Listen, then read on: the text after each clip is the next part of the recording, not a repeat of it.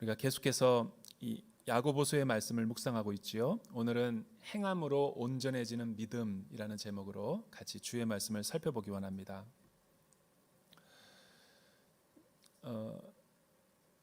이 우화 이야기인데요. 그 낙타 가족이 어느 날 이제 대화를 하고 있었다고 그럽니다.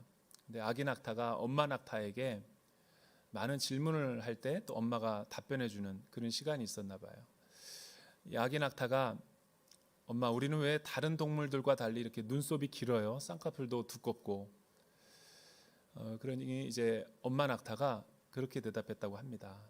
하나님이 우리를 특별하게 창조하셔서 우리가 이런 눈썹을 지니게 되었단다. 왜냐하면 사막이라는 곳은 모래폭풍도 있고 뜨거운 이 먼지와 바람이 자주 돌풍이 일어나는데, 그런 미세먼지라든가 모래가 눈에 들어가게 되면 따갑고 아프거든. 그래서 하나님이 우리를 보호하기 위해서 사막에 잘 생활할 수 있도록 우리를 창조하신 거야. 아, 그렇군요.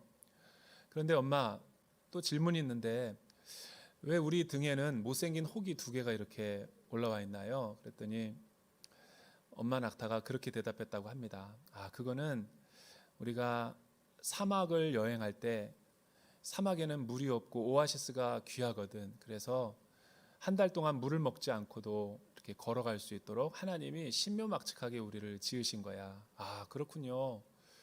마지막으로 엄마 하나만 질문 더 할게요. 그런데 왜 우리의 발굽은 굽이 갈라져 있지 않고 왜 우리는 이렇게 통으로 하나가 돼 있어요? 못생기게. 아, 그거는 이 모래를 거닐고 여행하다 보면 이제 늪과 같은 곳에 쉽게 빠지게 되거든. 그래서 모래에 발이 깊이 빠지지 않도록 최적화된 환경에서 하나님이 우리를 만들어 주신 거야. 이 아기 낙타가 너무 흐뭇해했어요. 와, 그렇군요. 그런데 엄마, 우리는 왜 지금 동물원에 있죠? 라고 그렇게 대꾸하더라는 거죠.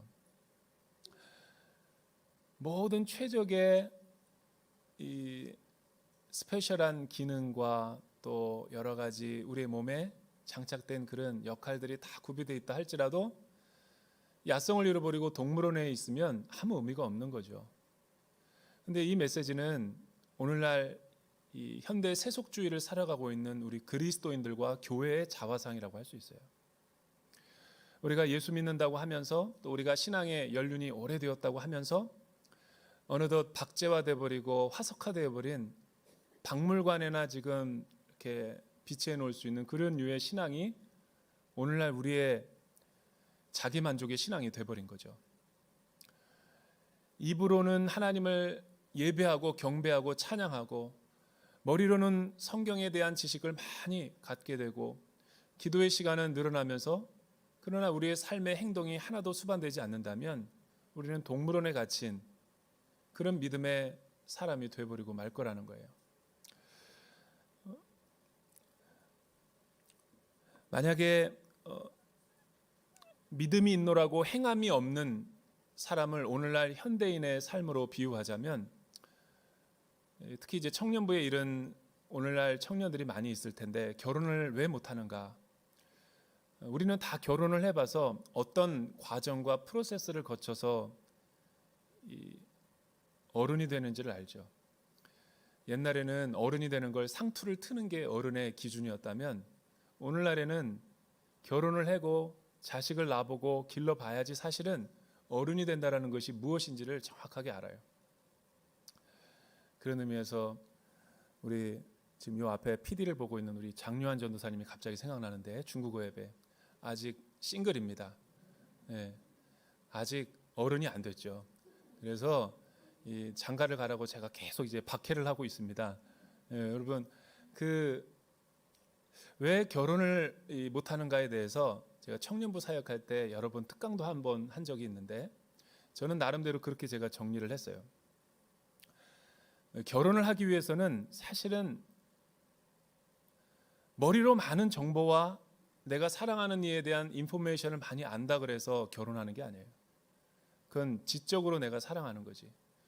그리고 젊은 선남 선녀들이 같이 있고 데이트를 한다 그래서 그 일시적인 감정이 우리를 결혼하게끔 만드는 동력이 되는 것도 아니에요. 쉽게 불붙은 감정은 또 쉽게 사그라들어 버리기 때문에. 여러분, 오늘날 많은 우리 싱글들이 대부분 결혼할 수 없는 여러 가지 이유를 댈 때 환경 탓, 정부 탓, 또 취업의 문이 좁은 탓, 물질적인 탓 많은 이야기를 하지만 사실은 엄밀한 의미에서는 그런 거는 다 조건이 될 수가 없어요. 진짜 내가 결혼을 못하는 이유는 많은 사람을 사귀고 교제하고 교제하는 것만 즐거워하는 현대인 젊은이들의 문제는 뭐냐면 결단을 안 해요. 헌신을 하려고 하지 않고 책임을 지려 하지 않는 그 두 마음이 결혼을 못하게 만드는 거지 그 외적인 조건이 하나도 아니라는 거예요. 여러분, 결혼의 진짜 중요한 부분은 의지예요. 내가 이 사람 앞에 헌신하겠다, 이 사람을 내가 책임지겠다, 이런 의지만 있으면 사과개짝 하나 놓고도 사실은 시작할 수 있는 거죠. 집이 없어도 사랑할 수 있는 충분한 조건이 이루어지는 거예요. 그래서 저는 자주 이야기하지만 눈이 높아서 결혼 못하는 게 아니라 눈이 낮아서 못하는 거죠. 수준이 하나님 수준이 아니라 내 수준에 맞추고 조건을 따지니까 못하는 거예요. 여러분, 정말 기도하면서 미운 것도 헛것이고 고운 것도 헛것이고 오직 여호와를 경외하는 현숙한 여인이 하나님의 가장 좋은 배필이다라는 믿음이 있으면 결단을 합니다. 아멘이 없을 줄 알았어요, 제가. 네, 남의 일이니까. 근데 우리 믿음이 꼭 이렇다라는 거예요. 하나님에 대한 머리로는 많이 알고 이야기하고 정보로는 많은 지식을 알면서도 또 신비한 체험과 경험을 통해서 내가 요단강을 건넌 적도 있고 이런 체험을 과거에 울고 먹으면서 강조하면서도 정작 오늘 이 시간에 내가 하나님과 친밀한 사귐과 교제, 또 하나님의 말씀을 살아내려고 하는 의지적인 순종과 인격적인 반응이 없는 거죠. 이러니까 하나님과의 깊은 신뢰와 관계성이 없는 거예요. 그래서 교회 안에서는 문의는 크리스찬인 척하면서 월요일서부터 토요일까지는 월요일 그리스도인으로부터 살아가는 방법을 나름대로 터득을 한 거예요. 가면을 쓰고 이중적으로 신앙생활하는 거죠. 교회 안에서는 하나님의 통치를 받고 세상에서는 세상의 방식과 나의 경험을 의지해서 살아가려고 하는 이 이중생활이 결국은 두 마음을 품게 하고 두 주인을 섬기게 만드는 거예요. 그러나 하나님은 오늘 이런 믿음이 거짓된 믿음, 참된 믿음이 아니라고 선언하는 거예요. 사실은 교회의 내부적인 원인으로 보면 언제부터 우리는 이렇게 믿음을 강조하게 됐을까? 구호 위주의 이신칭의의 믿음을 우리는 언제부터 강조하게 됐을까? 우리 기독교 역사에 보면 사실은 중세가 이 기독교가 변질이 되고 복음이 타락하게 되면서 중세 로마 가톨릭이 굉장히 말씀을 벗어난 신앙생활을 했었죠. 그래서 믿음에 의지하는 것이 아니라 행위를 중심으로 해서 하나님의 의를 얻는다 그래서 공로주의를 강조했죠. 그래서 선행을 많이 해야지, 또 헌금을 많이 해야지, 어떤 특별한 행위를 해야지만이 내가 하나님 안에서 의로워진다라는 착각을 한 거죠. 그걸 영어로 말하면 justification by works예요. works. 여러 가지 일들, 공로들, 업적을. 그런데 마틴 루터는 갈라디아서와 로마서와 시편을 묵상하다가 하나님의 위대한 복음을 다시 재발견하게 됐죠. 그거는 하나님의 말씀에 의거한 토대를 둔 복음이 아니라 인간이 만들어낸 거다. 그래서 여기에 저항하고자 나온 것이 개신교 신앙이죠. 우리 개혁교회는 그래서 이행득의, 행함으로 말미암아 구원을 얻는다라는 것을 반대하기 위해서 이신칭의, 믿음으로 말미암아 구원을 얻는다. Justification by faith. 하나님이 주는 믿음으로 말미암아 우리가 의를 얻게 되는 거다라고 대척점에 이르게 된 거죠. 여러분, 이 캐치프레이즈 우리가 잘 알 필요가 있어요. 그때는 전쟁 중이었기 때문에 맨몸으로 마틴 루터가 싸워서 세계사를 바꾸는 위대한 순간이었기 때문에 그렇게 강조해야만 됐었어요. 그러나 개혁교회가 안정이 되고 정착이 되고 이제 개혁교회의 후손들이 나타나게 되면서 시간이 흐르니까 이 구호가 문제가 생기기 시작했어요. 사람들이 오해를 하기 시작한 거죠. 이신칭이 복음을 이야기하니까 행함은 없고 입술로만, 머리로만 하는 믿음으로만 구원을 받는다라고 전도도 하고 아무것도 행하지 않은 일들이 벌어진 거예요. 과연 우리 개혁교회가 이런 토대 위에서 우리가 신앙생활을 하고 있는 것인가? 이런 믿음이 온당한 믿음인가? 그러니까 우리 한국교회도 보면 어느 때부턴가 하나님을 믿는다고 하면서도 행함은 없고 머리와 지적으로만, 감정적으로만 내가 동의하고 내 신앙의 연륜을 자랑하면서 살아있는 믿음이 아닌 죽은 믿음을 가지고 신앙생활을 하게 된 거예요. 여러분, 칭의는 굉장히 중요합니다. 죄인이 하나님의 은혜로 말미암아 값없이 의롭게 된다는 믿음, 이건 중요한 거예요. 그런데 너무 칭의를 강조하다 보니까, 기형적으로 강조하다 보니까 행함을 따로 구분을 해버린 게 비극의 시작이 된 거죠. 원래 믿는다라는 말은 믿음과 순종이 같이 함께 동전의 양면처럼 있게 되는 거지, 믿음과 행함이 분리될 수가 없는 거죠. 여러분, 우리 중에 신앙생활을 잘하는 사람을 한번 주변에서 보세요. 행함이 없나? 또 올바른 신앙생활을 행함을 하고 있는 분을 잘 묵상해 보세요. 하나님에 대한 신뢰가 없는가? 그런데 어느 때부턴가 믿음과 행함을 분리시키기 시작하면서 이원론적인 신앙생활을 하게 되는 것이 오늘 한국교회의 심각한 병폐 현상이죠. 그러면서도 아무렇지도 않은 까닭은 내 영혼이 예수님을 믿고 구원을 받았다라는 자기 만족 가운데 있기 때문에 그런 거죠. 근데 오늘 야고보 사도가 똑같이 초대교회에 이런 문제가 일어나게 됐을 때 뭐라고 말하는가? 우리가 한번 권면을 들어볼 필요가 있는 거예요. 바울의 이신칭의의 복음이 굉장히 널리 퍼지고 교회가 세워지고 선교가 확장되면서 많은 사람들이 주님께로 돌아오는 일들도 있었지만 반대로 믿음의 깊이가 없어지는 거예요. 입으로는 하나님을 믿는다고 하면서도 삶으로 증명하지 않는 사람들이 너무 많아지니까 야고보 사도가 믿음으로 구원을 받는 것이 아니다 라고 바울의 반대편에서 이야기하는 거예요. 여러분, 영혼 없는 몸이 죽은 것처럼 행함이 없는 믿음은 죽은 것이다.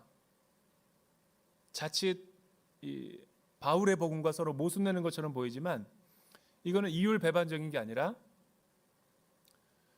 이신칭의 믿음을 더 강화시키고 더 온전하게 만들어주는 거죠. 어떤 말씀이 있는가 우리 한번 살펴보기 원합니다. 참된 믿음을 갖기 위해서 어떤 요소가 필요한가? 14절에서부터 17절 우리 같이 한번 읽어볼까요? 14절에서 17절 말씀 시작. 내 형제들이여, 만일 누가 믿음이 있다고 하면서 행함이 없으면 무슨 소용이 있겠습니까? 그런 믿음이 자신을 구원하겠습니까?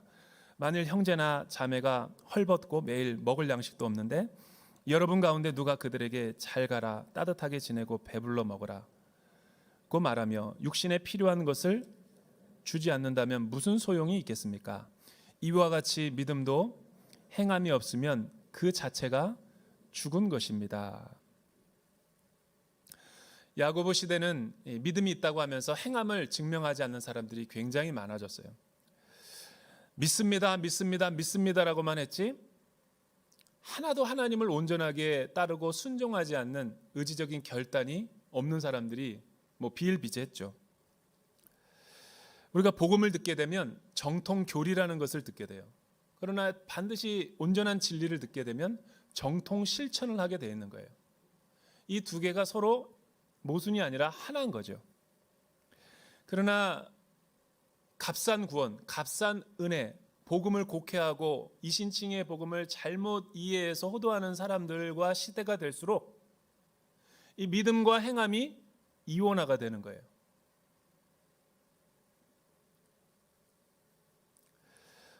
왜 이런 일이 벌어졌냐면 사실은 이 지금 야고보 시대에 아주 특별한 사회의 지배적인 철학 사상 때문에 그런 거죠.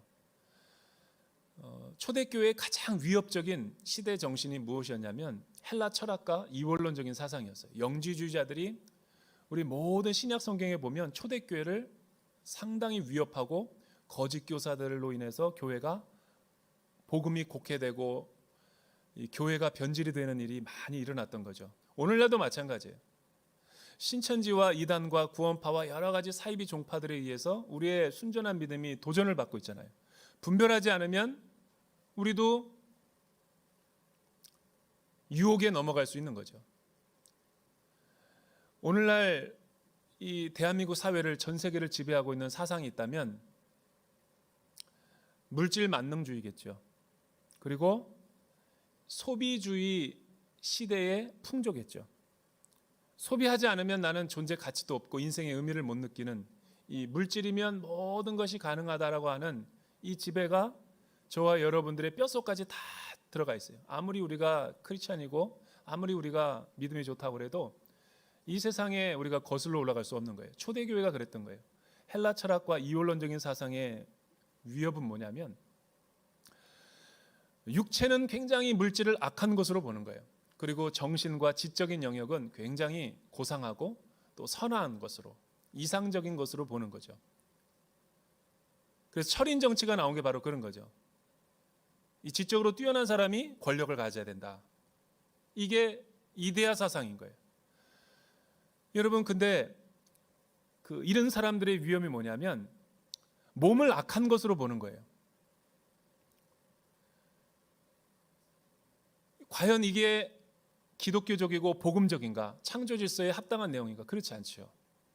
우리 장로님이 기도해 주셨던 것처럼 하나님은 원래 창조 세계에서 6일 동안 온 세계를 창조하신 다음에 보시기에 좋았다라고 그랬고, 이 물질 세계와 또 우리의 육체의 부분을 악하다고 보지 않았어요.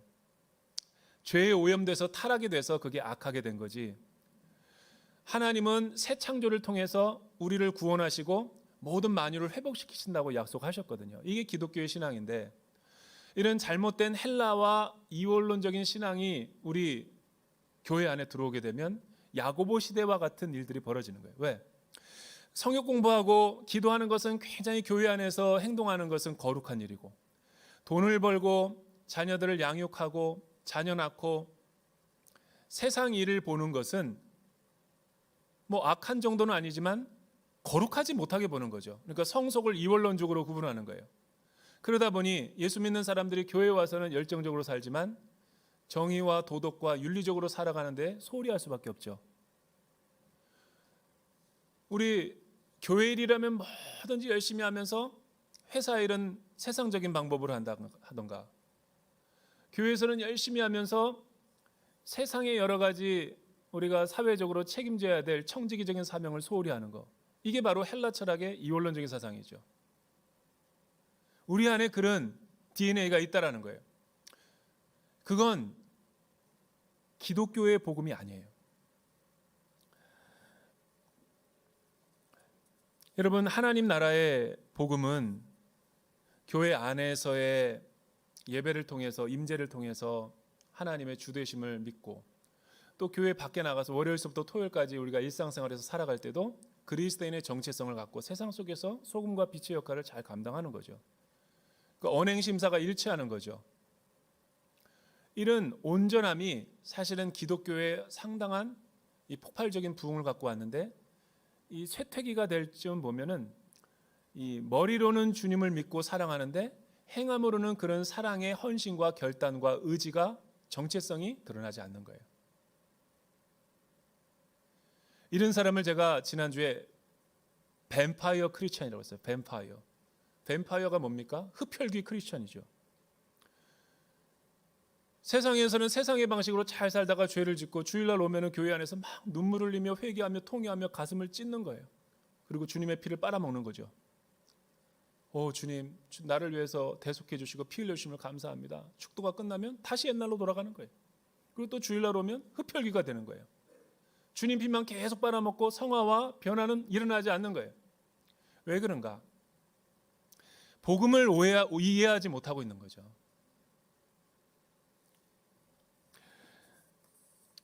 이청준 소설가가 쓴 낮은 대로 임하소서, 홍성사에서 나온 책이 있는데, 이 책은 영화로도 만들어졌죠. 이거는 제가 참 개인적으로는 간증도 많이 듣고 테이프를 제가 옛날 때부터 은혜 받아가지고 제가 제일 좋아하는 목사님 중에 한 분이 맹인이신 안유한 목사님이세요.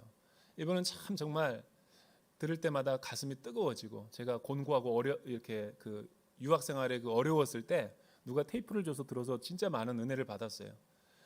근데 이 테이프 내용에 보면 이런 내용이 나와요. 아직도 잊혀지지가 않는데, 자기는 목사 아들로 태어나서 하나님을 저주했다라는 거예요. 아버지와 같이 살지 않겠고, 그래서 주일날 교회 예배를 맨날 해방했대요. 라카로 신은 없다, 죽었다. 아빠가 설교하면은 그 거짓말이다. 이러니 성도들이 교회 오겠어요? 안 오지. 그리고 망나니처럼 산 거죠.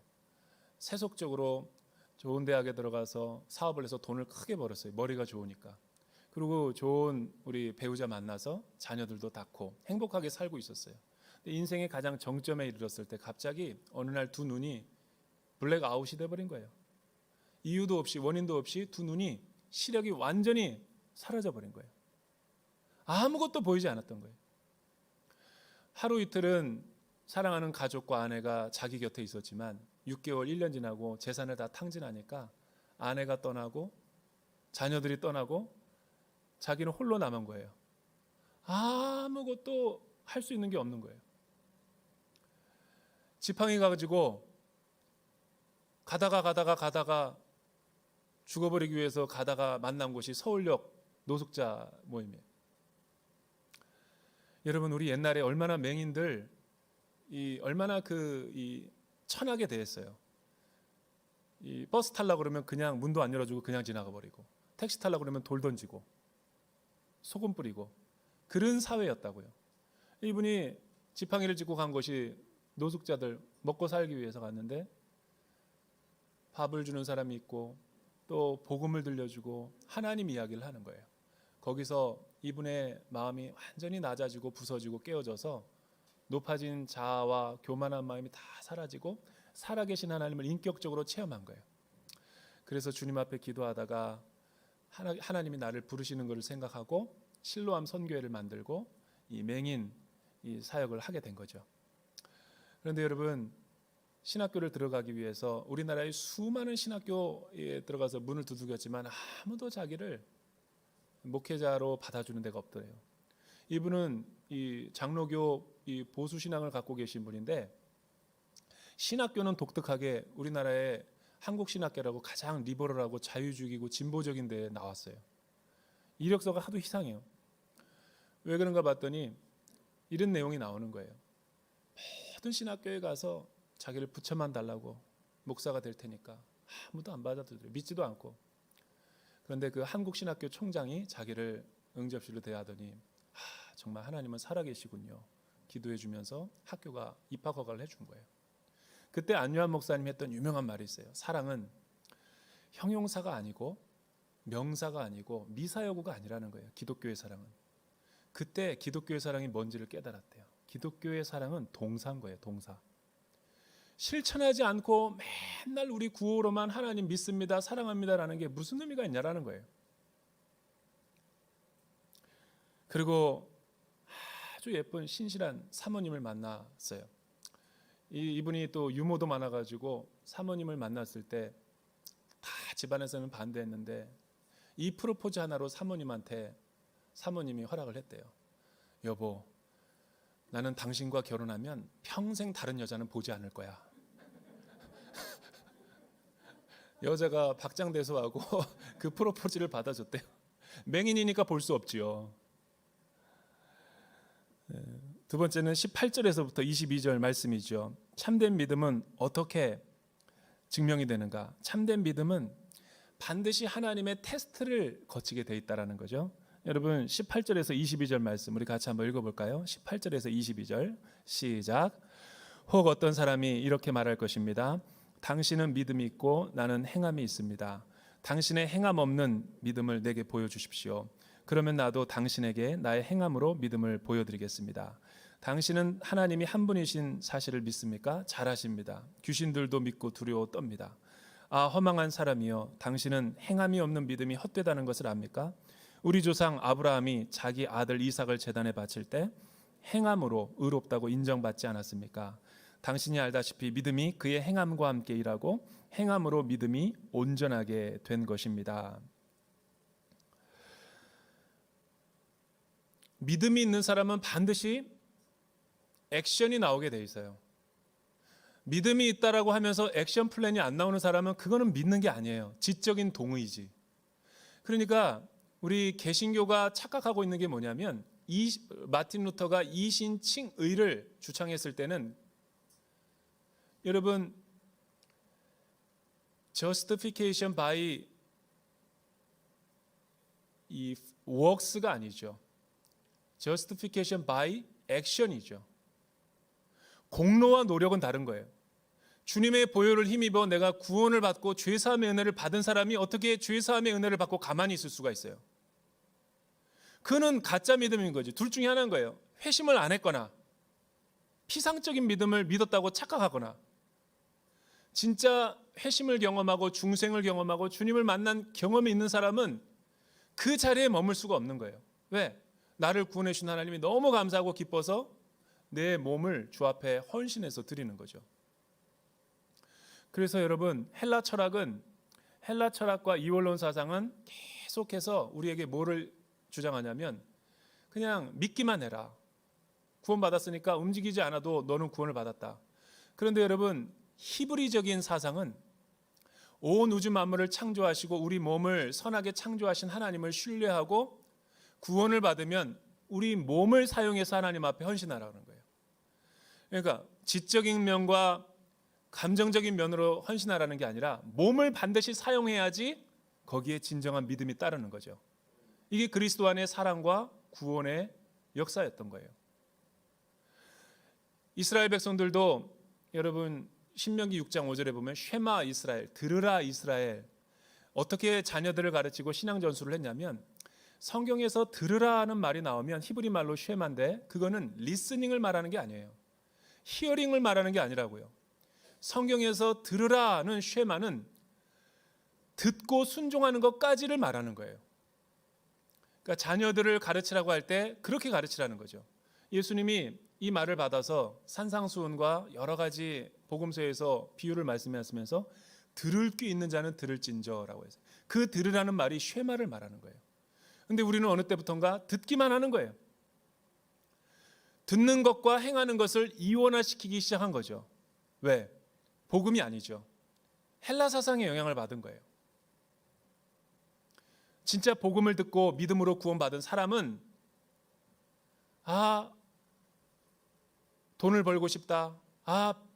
밥을 먹고 싶다. 이렇게 관념적으로 끝나는 게 아니에요. 진짜 꿈이 있는 사람은 그 꿈을 액션 플랜을 행하는 거죠. 진짜 배가 고픈 사람은 식당에 가서 돈을 지불하고 밥을 먹는 거라고요. 나도 차 갖고 싶어. 나도 차 운전하고 싶어. 계속 꿈만 꾸는 사람은 믿음이 없는 거죠. 여행을 가고 싶은 사람이 저축을 해서 여행을 어떻게 할지 로드맵을 짜고 여권을 만들고 비행기 티켓팅을 해서 가는 게 비행기를 타는 게 믿음이지. 나 대만 가고 싶어. 나 스페인 가고 싶어. 이게 믿음이 아니라는 거예요.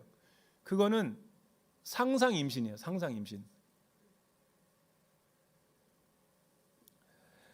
아브라함이 그런 믿음을 가졌는가? 그렇지 않죠. 그래서 하나님은 믿는다라고 할 때 성도들의 믿음을 테스트하는 거예요. 아브라함이 하나님을 사랑하고 하나님께 헌신했고 또 하나님을 인격적으로 믿는다는 것을 아셨어요. 그러나 하나님이 테스트하죠. 창세기 22장에 모리아산으로 너의 사랑하는 아들, 물론 나도 너가 나를 더 사랑하고 이 아들에게 관심을 안 두는 걸 더 안다. 우선순위가 너는 나에게 있다는 걸 내가 안다. 하지만 테스트를 해보겠다. 모리아산으로 데려가라. 아브라함이 어떻게 했을까요? 어떻게 주님이 그럴 수 있는가? 아브라함은 첫 발을 내딛고 순종을 한 거죠. 액션 플랜을 했다라는 거예요.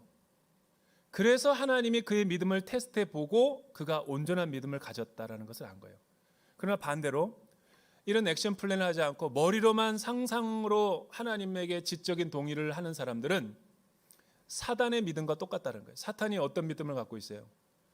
여러분, 만약에 믿음이 있고 행함이 없는 사람은 사단이 하나님을 알고 떠드는 것과 매 한 가지라는 거예요. 왜? 사탄도 하나님이 어떤 분인지는 알거든요. 근데 하나님의 뜻에 순복합니까? 안 해요. 자기 뜻대로 하죠. 우리는 누구의 편에 서야 될까요?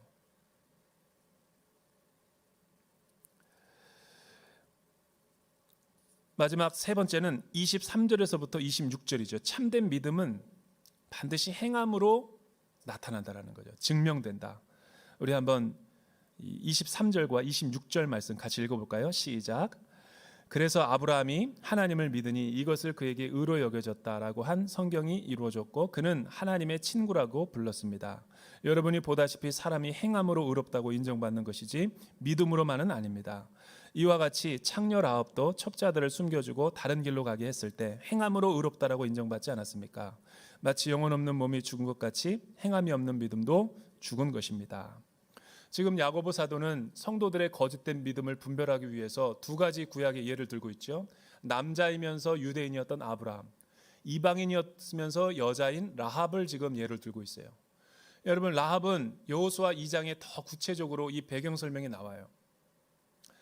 라합이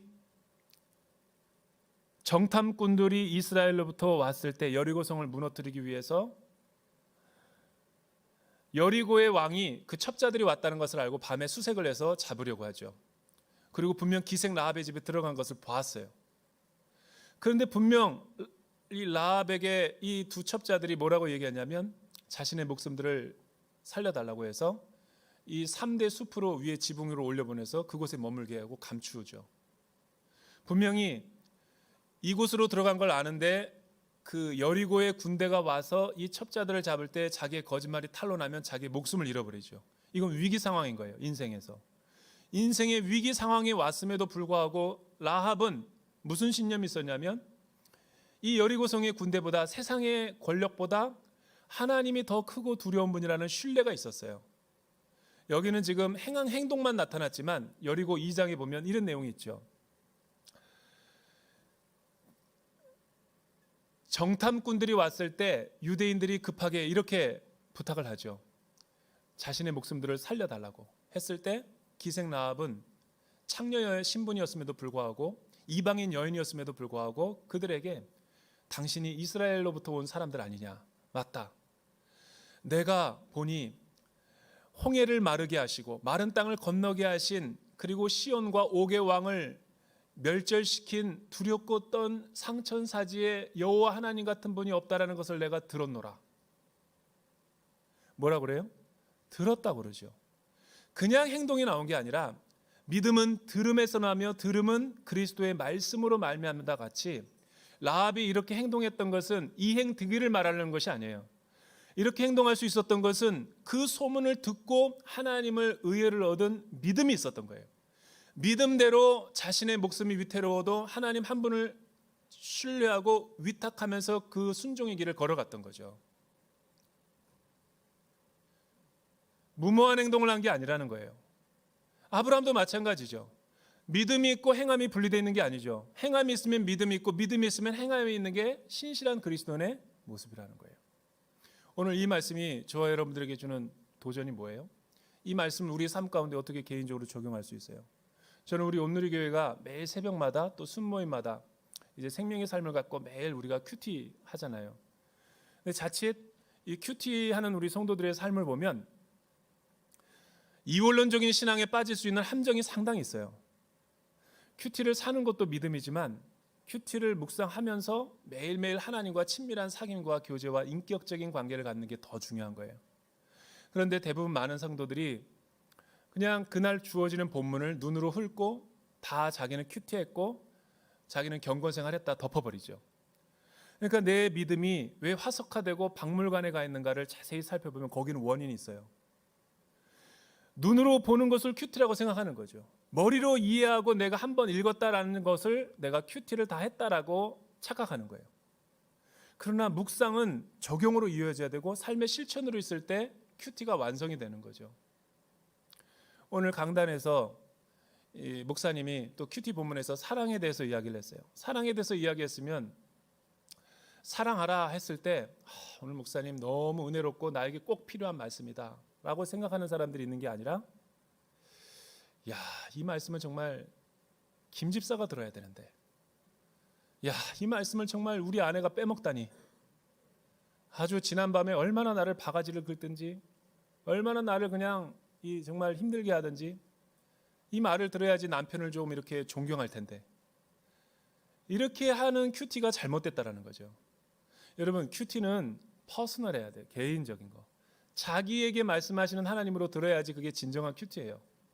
그리고 순종이 있죠. 두 번째는 프랙티컬해야 돼요. 실천적이어야 되는 거죠.